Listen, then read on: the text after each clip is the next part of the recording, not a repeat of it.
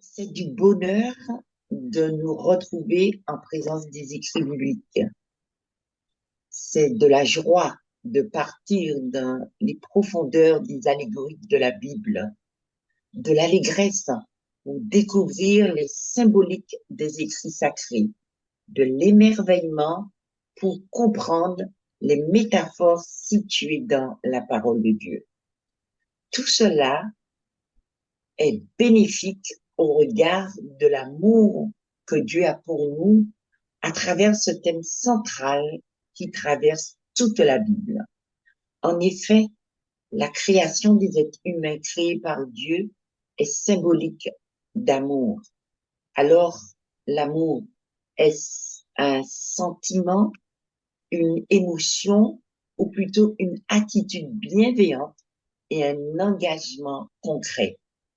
Ce matin, vous avez cliqué sur le lien direct pour arriver ici, où vous avez fait l'identifiant suivi de ce code secret pour partager avec nous ce moment.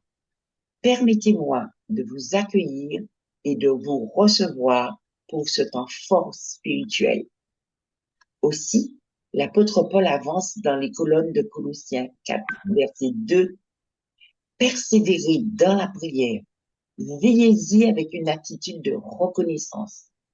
C'est dans cet état d'esprit de gratitude que Claudine va nous faire une prière d'introduction pour ce programme et tout de suite après, nous allons apprécier le chant-thème. Claudine, c'est à toi et tout de suite après, le chant-thème. Bonjour à tous. Est-ce que vous m'entendez? Oui, très bien. Très bien. Bonjour Claudine. Voilà, inclinons la tête. Notre Dieu et notre Père, louange, honneur et gloire à ton saint nom. Merci Seigneur pour cette merveilleuse bénédiction que tu nous accordes en ce matin, de pouvoir nous retrouver sur cette plateforme afin de rechercher ta présence, de méditer sur ta parole, de prier ensemble, d'exalter ton beau nom. Alors que nous sommes humiliés devant ta face en cet instant, puisses-tu ouvrir notre intelligence, toucher nos cœurs, nous guider par ton Saint-Esprit, de telle sorte que nous puissions être réceptifs et enrichis par tous ces enseignements et ces vérités qui seront présentées ici.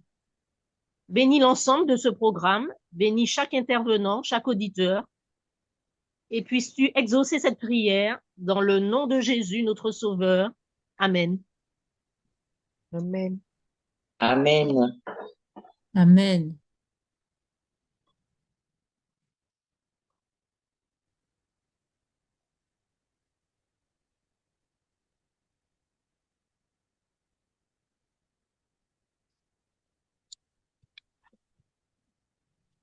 Nous allons écouter le chant-thème.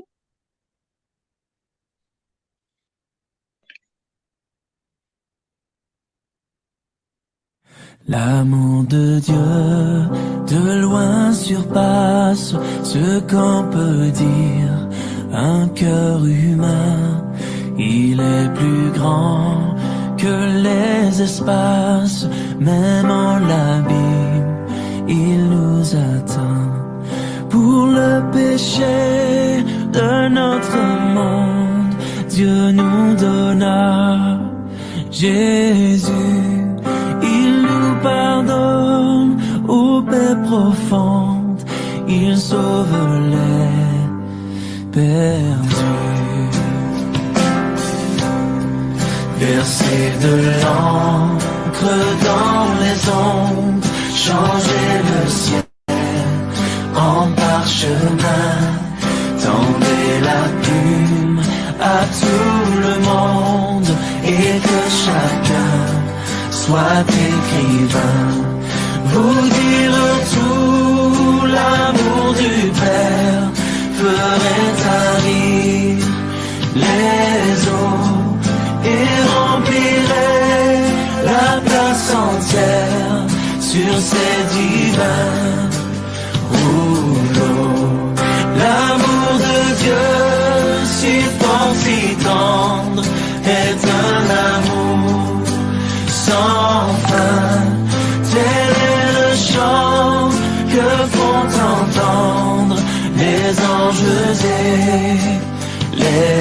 saint.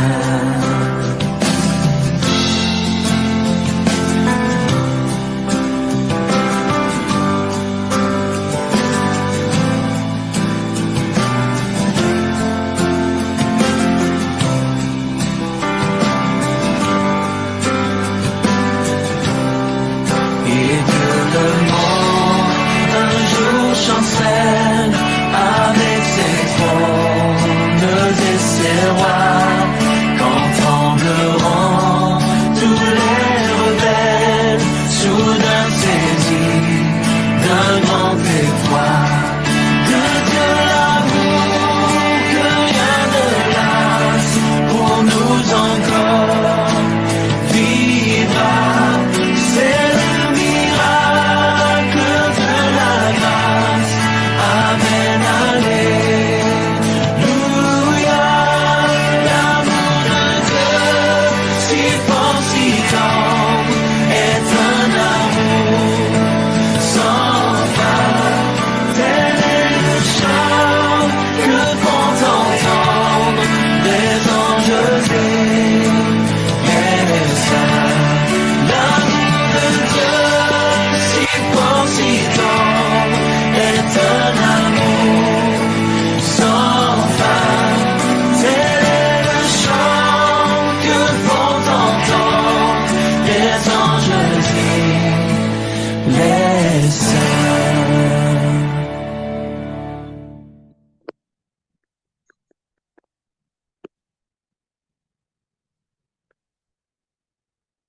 Ce matin, L'amour de Dieu.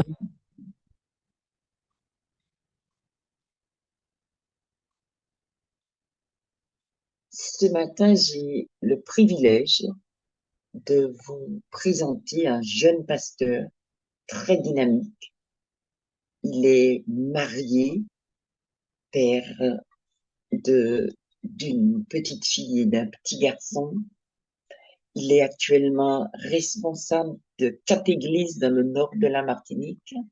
Il a une licence en théologie et il prépare actuellement un master en théologie avec l'option Ancien Testament. J'ai le privilège et la joie de vous présenter le pasteur de mon église qui s'appelle pasteur Candy Sidjer. Pasteur Sidjer, c'est à toi. Nous te laissons la parole pour que tu puisses nous développer ce thème. Oui, Anaïs, Bienvenue encore à toi. je te remercie. Je te remercie. Je vais rapprocher ça un petit peu. Ok. Là, vous m'entendez? Ça va? Très bien. D'accord. Alors, je suis heureux d'être avec vous en ce matin, mes chers amis. J'espère que vous avez bien dormi, que cette journée a bien commencé pour chacun d'entre nous par la grâce du Seigneur. En tout cas, c'est avec un grand plaisir que je suis avec vous en ce matin. Voilà. Alors, pour Amen. commencer, oui, j'ai entendu quelque chose? Amen, amen. Non, Ah oui, d'accord, très bien. Alors, je suis déjà heureux d'être avec vous en ce matin. Je voudrais vous le dire, c'est pour moi un plaisir d'être avec vous. C'est la première expérience que j'ai au sein de la CDLP, mais c'est un plaisir pour moi d'être avec vous. Voilà. Alors, pendant ces 3 jours, nous allons partager un thème, d'accord, un thème que j'affectionne, un thème qui pour moi est très important à comprendre en tant qu'adventiste du 7e jour. Parce que nous savons que nous avons des... Alors, n'hésitez pas, hein, si vous le souhaitez, à débloquer votre micro, puisque au cours de ma réflexion, je vais quand même faire appel à vous. Et je sais que des fois, c'est un petit peu à retardement lorsqu'il faut intervenir, puisque le micro est parfois déjà bloqué. D'accord? Alors, si je vous dis fondement de l'Église adventiste du 7e jour, comme fondement doctrinal, qu'est-ce que vous me répondez? Qu'est-ce que vous me répondez? Sur quoi l'Église adventiste du 7e jour est-elle fondée? Je vais dire, qu'est-ce qui différencie des autres églises? Oui, alors j'ai vu les 28 croyances fondamentales. Justement, alors, dans ces croyances fondamentales, qu'est-ce que nous retrouvons? Quelle est en fait l'orientation de l'évangile que l'Église adventiste du 7e jour proclame justement par rapport à d'autres dénominations qui ne sont pas forcément les mêmes. Le sanctuaire. Oui, voilà. Alors, il y a effectivement le sanctuaire, comme Anaïs le dit. Il y a aussi le message des trois anges que nous prêchons dans Apocalypse 14, d'accord? Voilà, donc il y a aussi cette théologie hein, qui est articulée autour de 1844, d'accord? Donc, nous avons des choses qui nous sont propres et je me dis que il est quand même intéressant que nous puissions effectivement nous baser sur cela. Donc, pour ces 3 jours, je verrai avec vous ce thème qui va s'intituler l'amour de Dieu à travers le sanctuaire. Donc, nous allons voir que cet amour est révélé à travers le plan du sanctuaire. Et je vais mettre ça comme ça. Voilà. Je ne suis pas dans un environnement, je suis pas chez moi ces jours-ci, donc j'essaie de m'adapter un petit peu. Voilà. OK. Là, je pense que je suis plus à l'aise. Alors, je vous disais, l'amour de Dieu dans le sanctuaire s'adresse à moi, s'adresse à toi, s'adresse à chacun d'entre nous.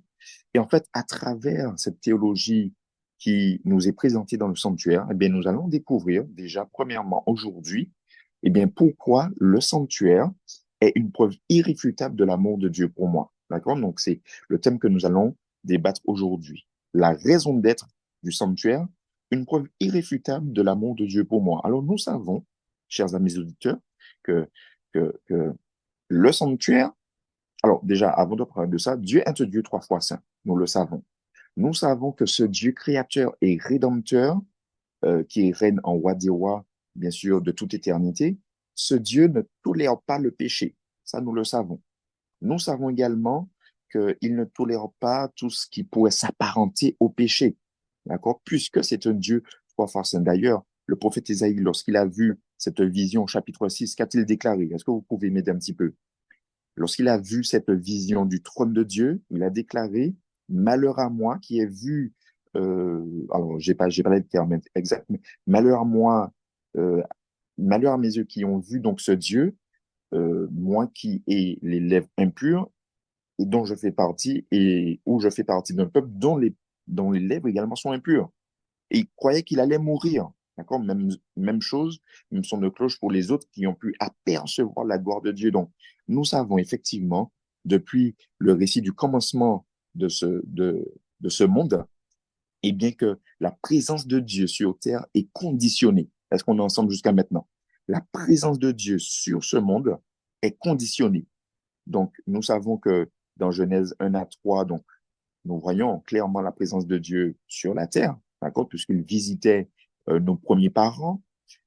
Mais jusqu'à là, d'accord, donc après Genèse chapitre 3, eh bien, la présence de Dieu a été beaucoup plus rare, beaucoup plus rare. D'ailleurs, Dieu ne s'était plus présenté à l'être humain euh, uniquement, en fait, à des périodes, je vais dire, à des épisodes passagers, très temporaires, d'accord, très passagers, voilà, très brefs, je dirais, mais non plus d'une manière permanente, comme ça avait pu l'être dans le Jardin d'Éden. Mais lorsque nous continuons de lire la Bible un petit peu, eh bien, dans Exode, nous constatons que la présence de Dieu va retourner sur la terre. Et là, ça commence à devenir intéressant. Nous allons maintenant voir dans quel contexte. D'accord? Donc, lorsque nous lisons Exode 19, la présence de Dieu va retourner sur la terre, mais d'une manière que l'humanité n'a pas connue depuis le Jardin d'Éden. Eh bien, effectivement, Dieu est venu habiter avec son peuple à travers donc donc je vais parler bien sûr, vous l'avez compris, du tabernacle. Et donc le point culminant de l'Exode, même si donc une description détaillée de la façon de construire le tabernacle et tout peuvent sembler peu inspirante à première vue. Il y a très peu de personnes qui vont lire tous les détails d'Exode et même du Lévitique, d'accord? Mais nous constatons une chose, c'est que lorsque nous lisons la manière dont le livre d'Exode est articulé, eh bien, nous constatons que quelque chose se passe, quelque chose de grandiose. Et c'est ce que je voudrais voir avec vous ce matin. Alors, déjà, pour aller plus loin, Juste une petite précision, d'accord, d'ordre technique. Si je vous dis tabernacle, qu'est-ce que ce mot-là veut dire, tabernacle?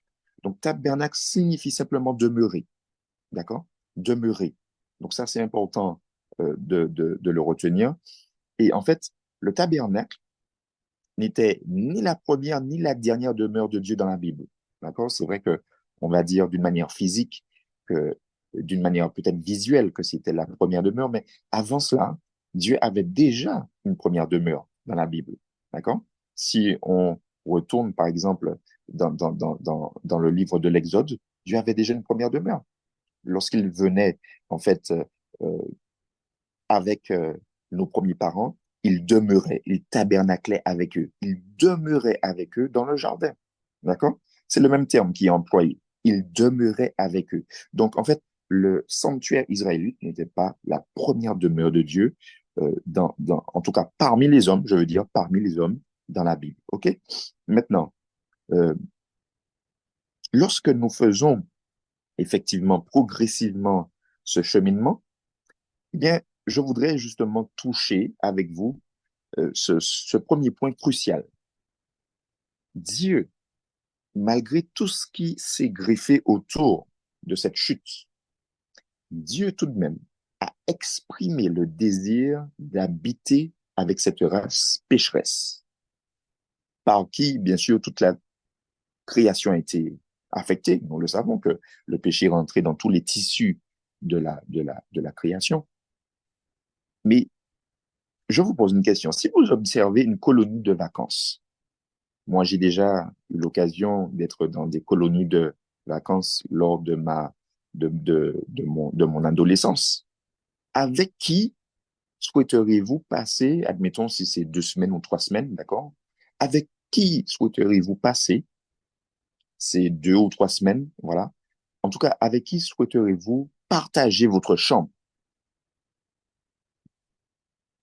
Avec mon meilleur ami. Alors là, j'ai entendu une Ma question. meilleure amie, pardon, ma meilleure amie. Avec ta meilleure amie. Est-ce qu'on a un autre élément de réponse? Est-ce qu'on a un autre élément de réponse? Mais avec la personne avec laquelle je m'entends le mieux, hein, Exactement. Et c'est ça, ça. c'est tout à fait logique. On ne pourra pas, en fait, partager une chambre avec celle ou celui qui a médit contre moi, qui a fait partir sur moi des rumeurs, qui m'a fait la dernière fois un coche-pied quand je courais dans la cour de récréation, qui m'avait volé mon goûter lors de la dernière récréation, qui avait rapporté à la maîtresse. Vous comprenez? Donc, les enfants, enfin, plutôt les enfants, enfin, les jeunes, enfin, d'une manière plus générale, tout le monde, d'accord? Réfléchit de la même manière. On va vouloir passer du temps avec cette personne avec qui j'ai ou nous avons donc le plus d'affinité. Et ça, c'est tout à fait logique. Alors maintenant, lorsque nous revenons à notre exemple du sanctuaire pour ce matin, nous constatons une chose, et je vais déjà vous inviter pour ceux qui ont votre Bible, de prendre avec moi Exode chapitre 15. Et nous allons lire quelque chose de très intéressant dans chapitre 15.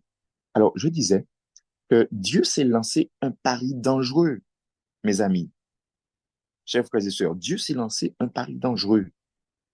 Dieu s'est lancé ce pari de venir habiter parmi des personnes qui ont rejeté son appel, qui ont rejeté sa présence, qui ont rejeté sa direction, qui ont rejeté son, comment dirais-je, son leadership, qui ont rejeté sa direction.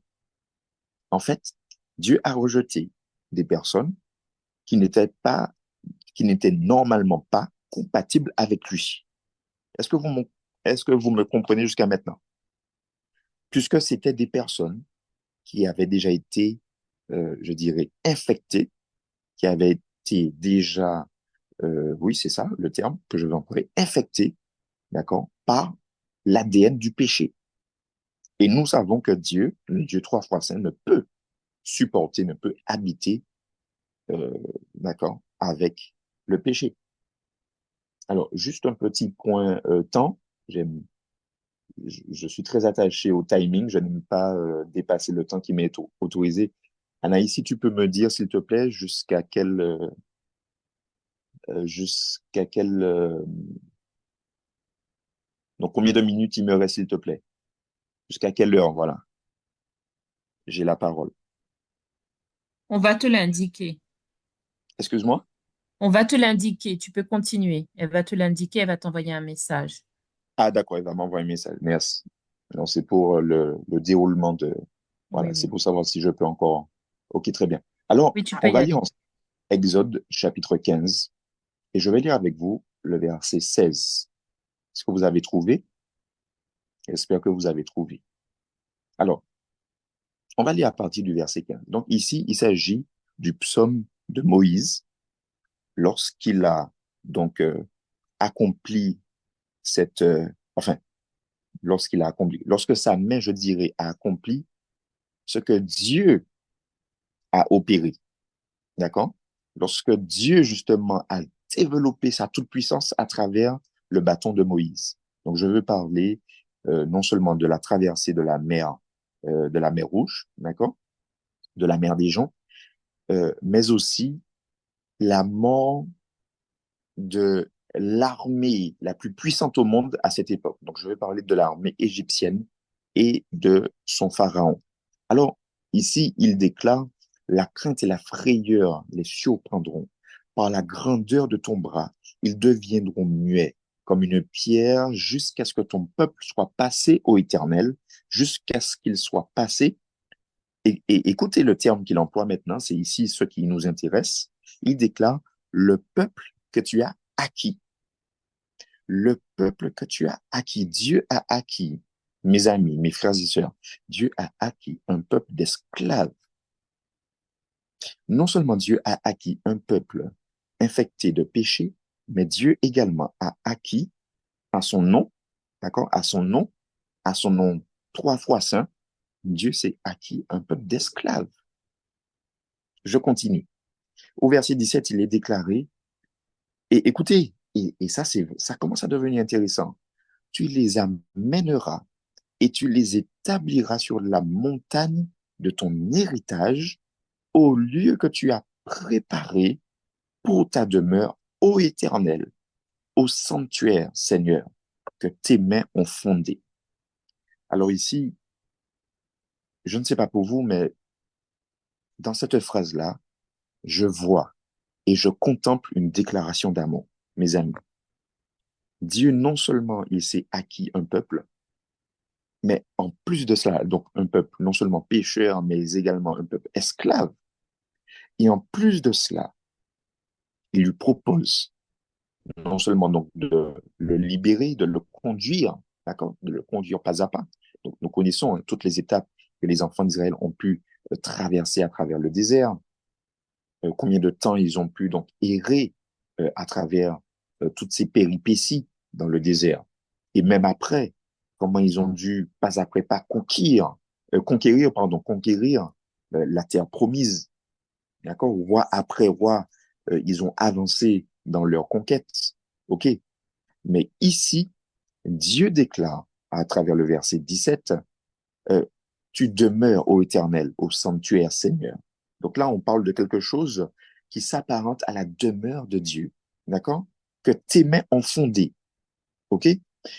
Puisqu'il dit sur la montagne de ton héritage. Au lieu que tu as préparé pour ta demeure au Éternel. Et donc, à travers tous ces termes donc, qui nous sont présentés, on constate au début du verset 17, tu les amèneras et tu les établiras sur ta montagne. Alors ici, je vois une relation d'un homme qui a récupéré, euh,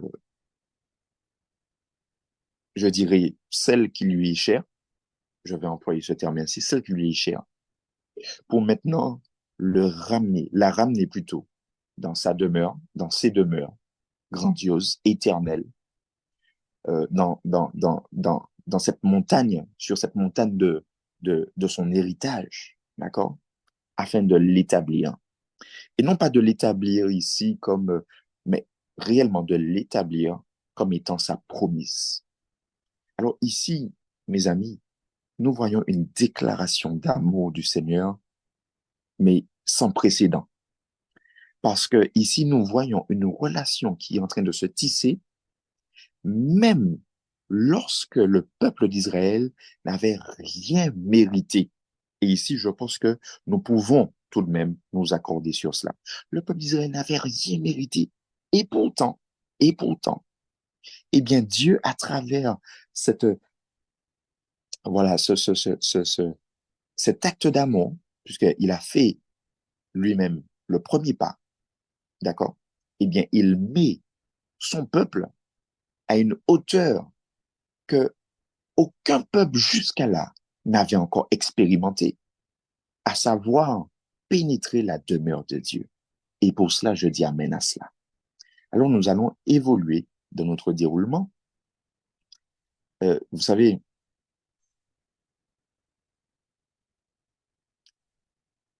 lorsque nous poursuivons Exode, et là, je vais maintenant vous emmener avec moi au chapitre 19. Au chapitre 19, alors, je tourne les pages. Alors, voilà, le chapitre 19. Et je vais lire avec vous le verset 3. Le verset 3.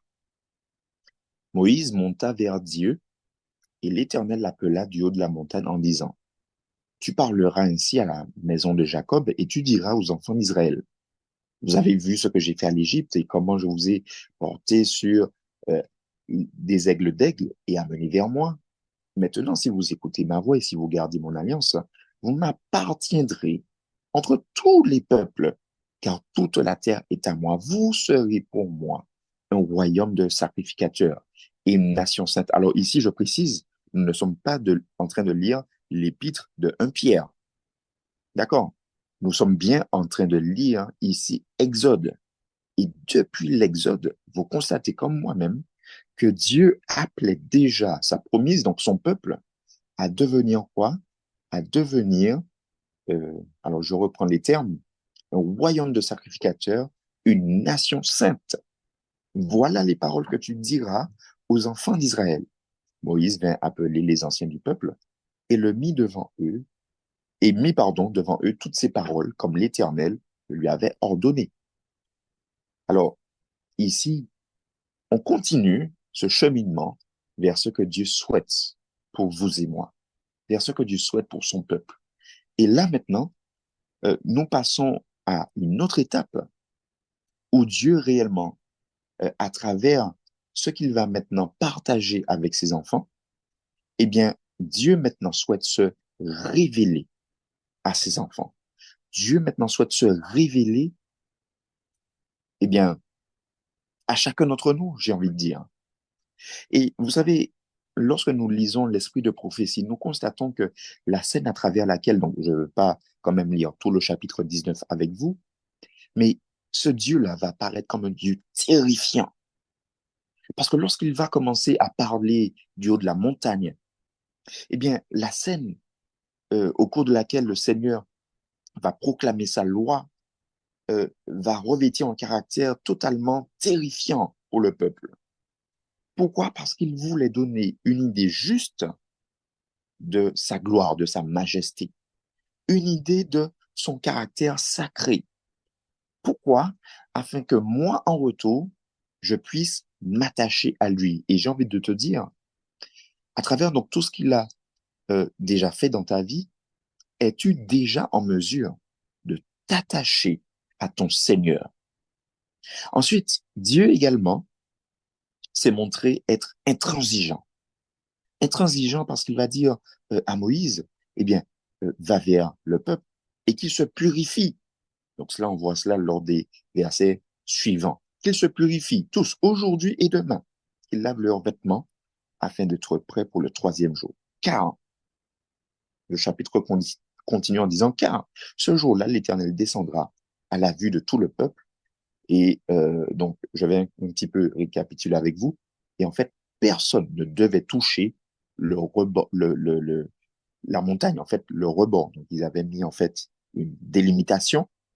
Et si quelqu'un touchait, ne serait-ce que le bord du pied de la montagne, eh bien, cette personne-là ou cet animal-là allait périr sur le coup. Alors, on voit également, donc on a vu un Dieu terrifiant, on a vu un Dieu intransigeant. Maintenant, nous voyons un Dieu qui est sévère, un Dieu qui est totalement sévère. Ensuite, nous voyons un Dieu impressionnant. Parce que lorsqu'au matin du troisième jour, donc tout le monde s'est purifié, tout le monde s'est préparé, tout le monde a lavé ses vêtements, et lorsqu'au matin du troisième jour, le peuple est maintenant prêt à recevoir ce Dieu, eh bien, les regards vont maintenant se tourner vers la montagne du Sinaï et ils vont voir le sommet de cette montagne, eh bien, voilé de n'épais nuages. Et lorsque Dieu va descendre sur cette nuage, eh bien, la Bible va dire que, eh bien, toute la montagne fut enveloppée de ténèbres et d'éclairs et de fumée, bien sûr, et de grondements, etc. En fait, Dieu maintenant se montre comme étant un Dieu impressionnant. Impressionnant. Et ne voilà-t-il pas que la trompette va retentir? Dieu va maintenant parler à son peuple, mais, et c'est là où je vois ce Dieu qui est si proche de nous, ce Dieu vraiment qui est compatissant, ce Dieu-là qui est à nos côtés. Alors que au préalable, si vous avez retenu tous les attributs, d'accord, que Dieu s'est prêté à travers ce déroulement d'Exode chapitre 19, eh bien, juste après tous ces attributs, toutes ces étapes, Dieu va se présenter comme étant un Dieu protecteur en disant, je suis l'Éternel, ton Dieu, qui t'ai fait sortir du pays d'Égypte. Et juste après, il va formuler ceci. Il va formuler ceci. Alors, je dis juste après, mais c'est un peu plus... excusez-moi. Alors, j'ai un appel, mais je vais lancer plus tard. Voilà. Alors, je réponds, excusez-moi.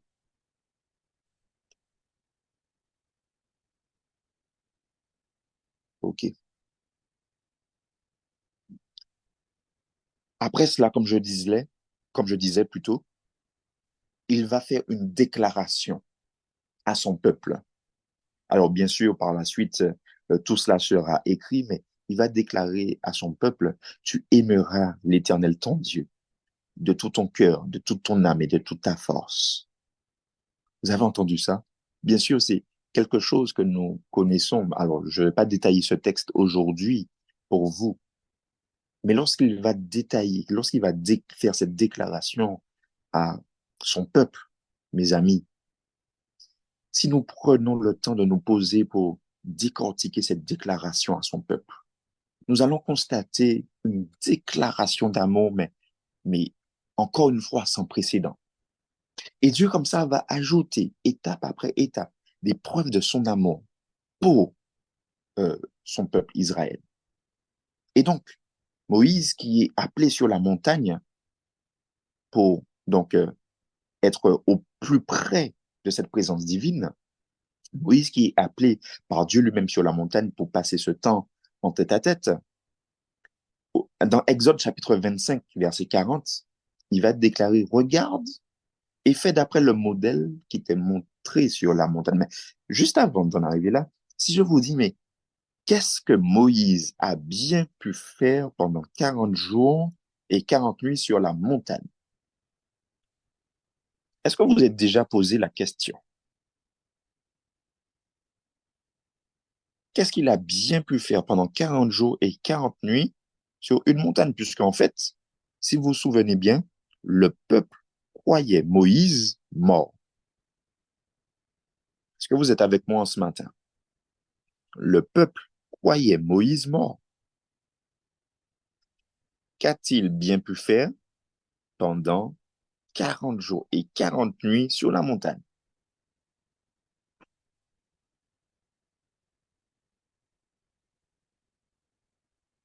Allô?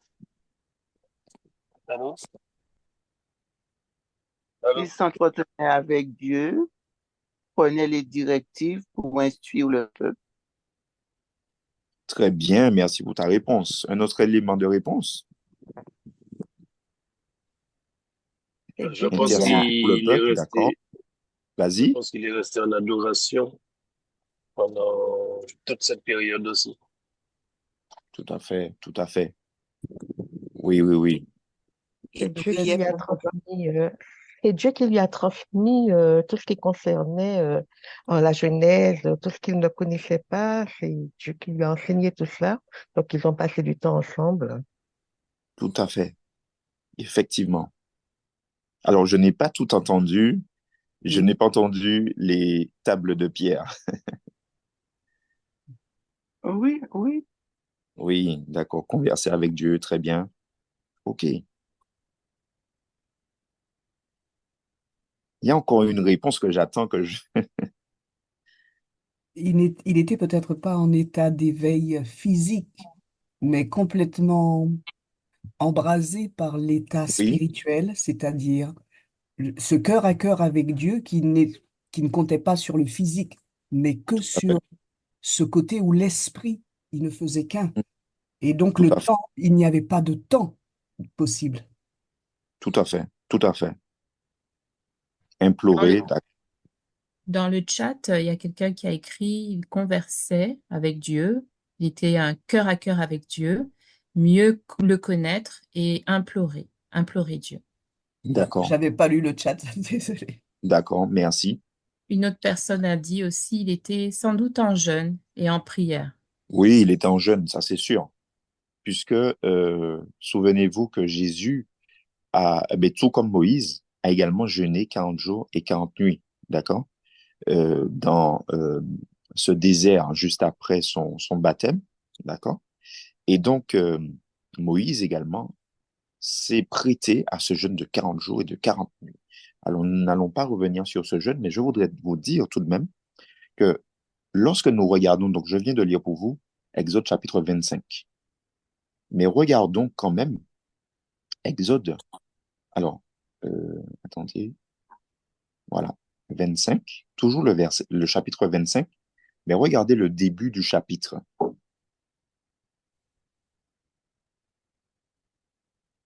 Voilà, au verset 8, il est déclaré, ils me feront un sanctuaire et j'habiterai au milieu d'eux. D'accord? Vous ferez le tabernacle et tous ses ustensiles d'après le modèle que je vais te montrer. Ça, c'est le verset 9 qui le dit. Donc ici, Dieu maintenant va proposer à Moïse de lui établir une demeure. Vous me ferez. Alors ici, on constate une, bon, ok, je vais le dire ainsi, une injonction, d'accord, comme un ordre, ok, disons plutôt comme une proposition. Ils me feront un sanctuaire et j'habiterai au milieu d'eux. Donc ici, la phrase est en deux parties. Remarquons bien cela. Et c'est ce que je veux vraiment toucher avec vous. Une phrase en deux parties. La première partie, ils me feront un sanctuaire. De qui il s'agit? De qui il s'agit ici? Du peuple. Du peuple, exactement, du peuple d'Israël. Ils me feront un sanctuaire, ce peuple dont nous avons dit tout au début, est-ce que vous vous souvenez, qui était pécheur, qui était esclave, qui avait rejeté la présence de Dieu, qui avait trahi la confiance de Dieu, puisque finalement nos premiers parents se sont dit pourquoi pas la voix du serpent à celle de notre Créateur, d'accord? Donc, ok, nous avons vu tout cela. Ok. Ah, d'accord, je n'avais pas vu Anaïs. Pardon. Ok, merci.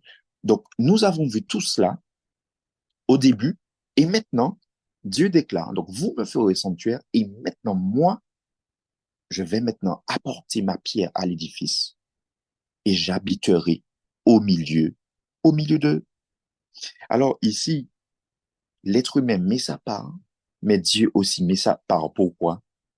Pour que la cohabitation puisse avoir lieu. Pour que nous puissions avoir, en fait, cette intimité avec Dieu.